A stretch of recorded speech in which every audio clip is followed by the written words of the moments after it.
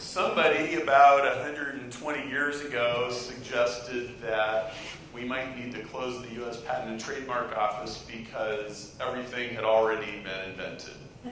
We were running out of inventions. I remember in the 1980s reading a magazine article that said, well, one of the reasons the economy isn't so good is, Sony invented the Walkman cassette player, and that was really great, but nobody seems to be inventing any interesting new devices, and so we're all just kind of stuck. In the 1850s, the common wisdom was that we were running out of energy because all the whales were being hunted, and when all the whale oil was gone, there was going to be no more energy, and all the machines were going to grind to a halt. Something later came along, I think it was called petroleum. I think it fixed that problem. Has anybody ever, been, it's like, well, they're not making any more real estate. We're running out of real estate, right? There's that. Well, I bet you there's somebody that's thinking, well, we're running out of social media, or we're running out of internet, or everybody's already there, or the opportunities are already taken up. Well, I would like to challenge that, and here's why. First of all, people have an insatiable desire to know and be known. And it doesn't matter how much of anything is cranking out, that desire is always going to be there. And secondly, you didn't hear so much about this, but people are interested in topics. Okay? And whatever your topic is, whatever your specialty is, 5% of your audience wants more than you are capable of delivering. They still want more. And as a marketer, I call that the hyper-responsive customers. And there are always hyper-responsive customers. There's always more demand than supply. And there's always more questions than answers. So there's always a place. There's always a topic. There's always a niche. There's always a way to chisel your way in. The first time I went to China, it was 15 years ago. How many of you remember your first international trip? And is it like jet fuel in your brain when you're having that experience? So I was experiencing China for the first time. And how many of you know the China People's Daily? Is it a little bit slanted?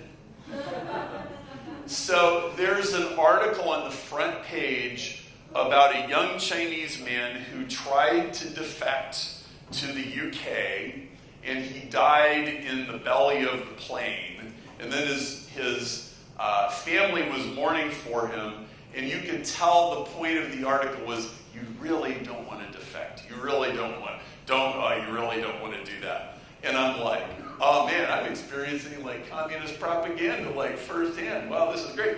Well, I was reading at the very same time, this is 2001, I was reading a book called The Clue Train Manifesto, which is an early what's going on with this internet thing book. And the Clue Train Manifesto said when companies send out press releases and they have this official version of everything and they're kind of feeding it to you, he said the reason people go on the internet is they want to know everything that the press release is not telling you.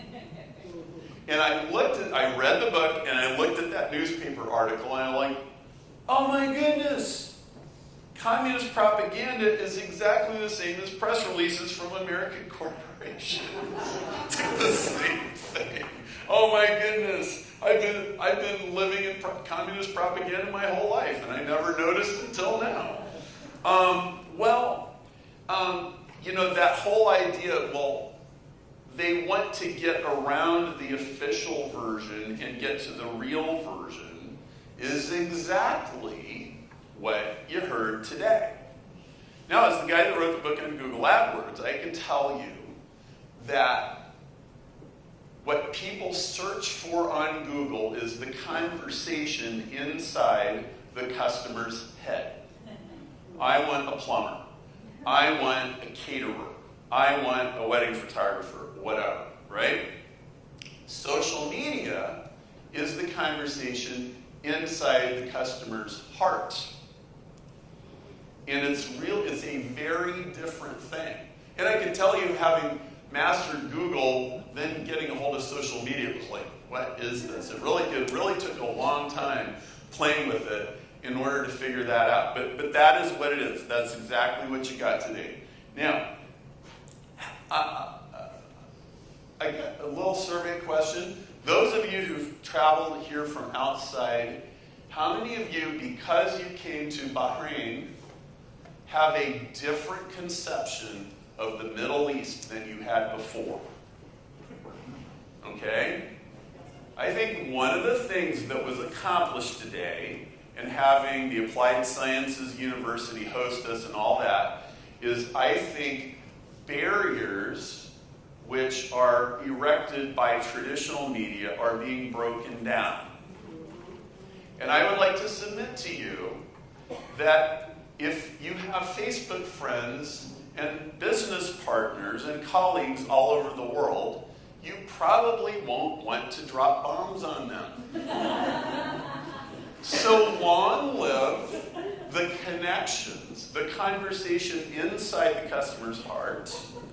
And I think everyone here has made a friend. I had some great conversations on the front row here with some of these gentlemen in different countries: Kuwait, Syria, Cyprus, Iraq, Bahrain, Emirates, different people.